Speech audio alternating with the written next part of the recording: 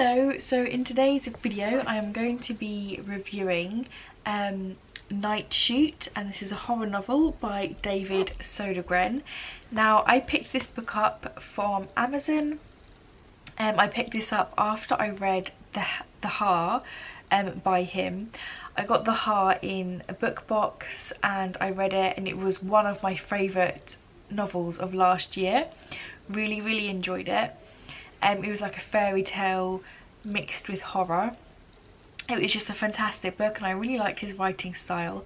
So I went on to Amazon to check out some of his other novels. He's written quite a few and I decided to give this one a go. So I'll read you a little blurb on the back and then I'll tell you a bit more about it and my thoughts. So it says, a group of desperate teenage filmmakers break into Crawford Manor for an unauthorised night shoot. They had no choice. Their lead actress has quit. They're out of time, they're out of money, out of luck. The Crawford Manor has a past that won't stay dead. The crew are about to come face to face with a hideous secret that stalks the halls. So yeah, it says it's a delirious hostage a delirious homage to slasher movies from the 1980s. So yeah, when I read that synopsis I was like, I'm gonna give this one a go. I like 80s slasher novels. I loved his last novel, so yeah, I'm gonna give it a go and see what I think. So like the synopsis says, you are following a group of teenagers all with different personalities.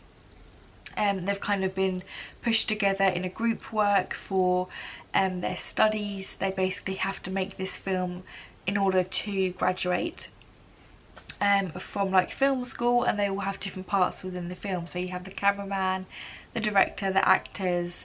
The main girl, which we are following, she is like the what would you call it?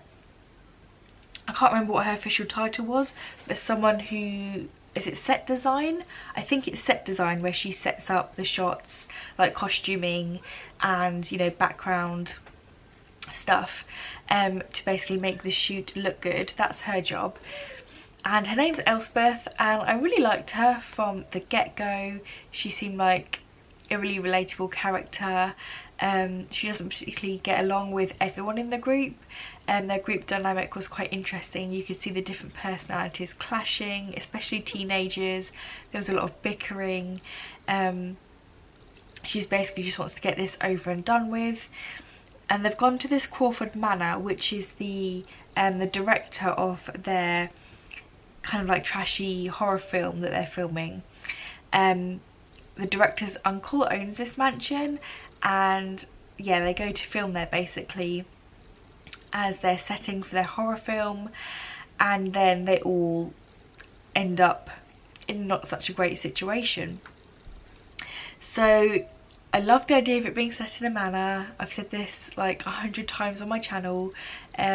Books set in closed spaces,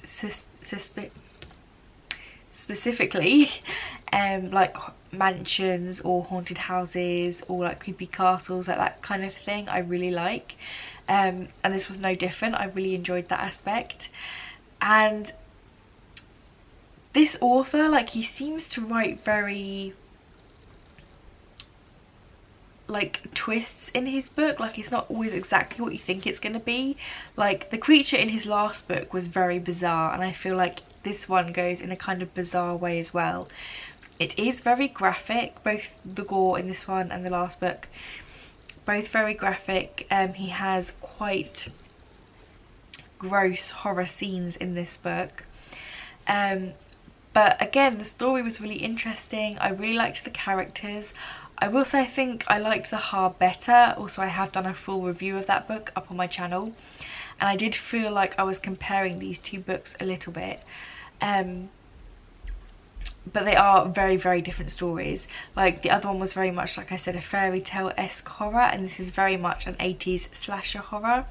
And it says this in the novel, I think at the back, when it has a little word from the author. Yeah, the afterword, he kind of says he was really into yeah, the classics like Halloween and Friday the 13th, and you also like more obscure things like Final Exam, Body Count, and it just explained, yeah, he really liked those kind of cheesy classic slashers, and he wanted Night Shoot to kind of replicate that but in novel form, and I think it did. I think it did it really, really well. I did very much enjoy this book. I would recommend his writing. I'm definitely going to read more by this author. I think it has some pretty good characters in this as well, very interesting characters. It has some character development. Yeah, lots of horror aspects. It was, yeah, it really, you could picture it as a film in your head almost, like watching it. It was really good. It's very melancholy as well. Like I said, I don't want to give anything away, and the other book was like this as well. I think some people might be unsatisfied by the ending. I thought it fit the book perfectly, and it really suited this kind of a story. And yeah, what you see is what you get. A good like 80s slasher kind of novel, and I would very highly recommend it. Like I said, I'm going to continue to read his books. I feel like he's going to become one of my favourite horror writers.